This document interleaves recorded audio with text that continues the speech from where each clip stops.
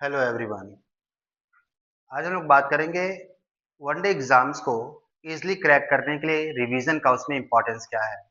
Friends, आइए एक छोटे से लुक के साथ हम देखें कि किस तरह से हम लोग अगर अपने रिवीजन के बारे में समझ लें कि हमें रिवीजन करना कैसे होता है। जो भी हम लोगों ने क्लास में नोट्स बनाया हुआ है, जो भी हमने लेक्चर सुना हुआ है, जो भी हमारे टीचर ने हमें प्रोवाइड किया हुआ है, तो उसको रिवाइज कैसे करते हैं। अगर ये बातें क्लियर है तो फिर हम लोग बड़े इजी वे में एग्जाम को क्रैक कर पाएंगे। फ्रेंड्स, अक्सर हम लोग मिस्टेक क्या करते हैं, हम लोग ज्यादा पढ़ लेते हैं, ज्यादा नोट्स बना लेते हैं, लेकिन रिवीजन हम उतना नहीं कर पाते हैं और यही रीजन होता है हमारे फेलियर का। तो मैं आपसे ये कहना चाहूंगा कि कभी भी कॉम्पिटेटिव एग्जाम्स के लिए हमें ज्यादा नहीं पढ़ना होता है, पढ़ी हुई चीजों को ज्यादा बार पढ़ना होता है।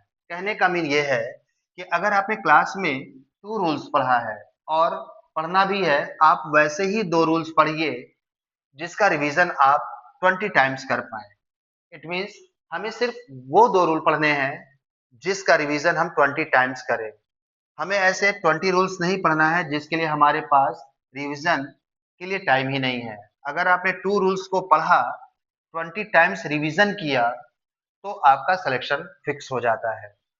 लेकिन हम 20 रूल पढ़ करके 2 बार भी रिवाइज नहीं करते। तो अगर हम 20 रूल को पढ़ भी लिए, नोट्स बना ली भी लिए, लेकिन उसका रिवीजन हम 2 बार भी नहीं करते, तो आपका ये नोट्स, ये रूल्स आपके सिलेक्शन में हेल्पफुल नहीं होगा।